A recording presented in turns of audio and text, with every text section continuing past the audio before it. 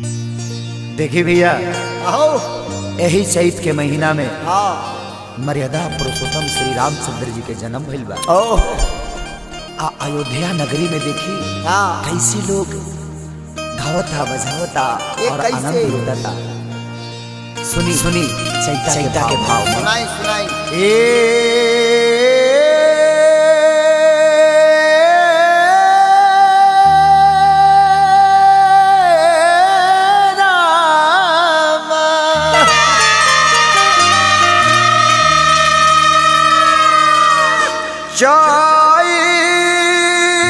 चैता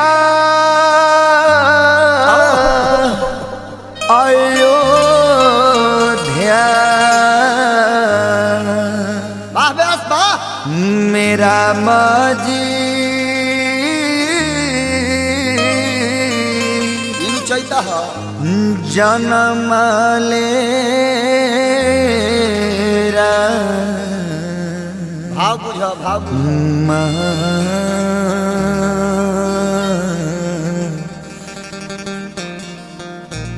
घरे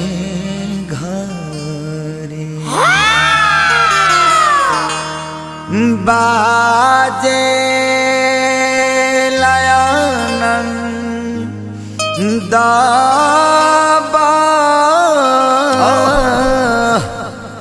धैया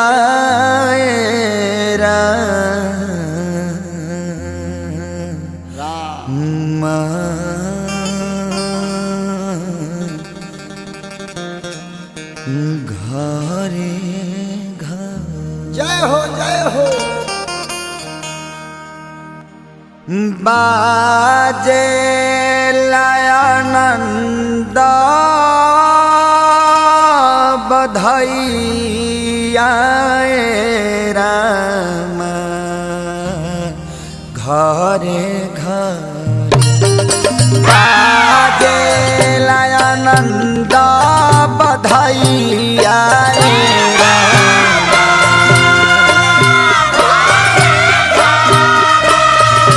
बाजे लयानंद बधैया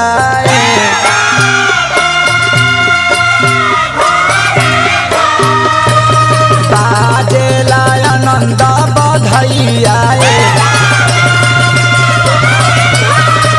बाजे लयानंद बधैया राम चैता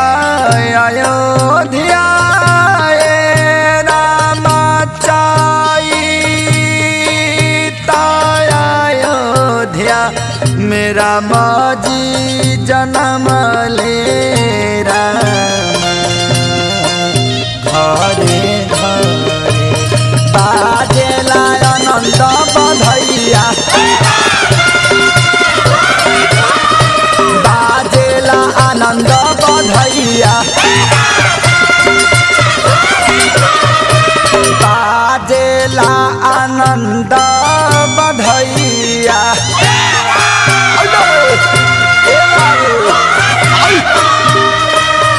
बाजे आनंद बधैया बाजे आनंद बधैया बाजे आनंद बधैया बाजे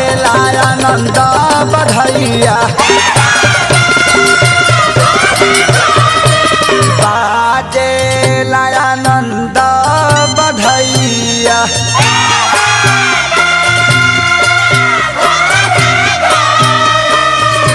बाजे आनंद बधैया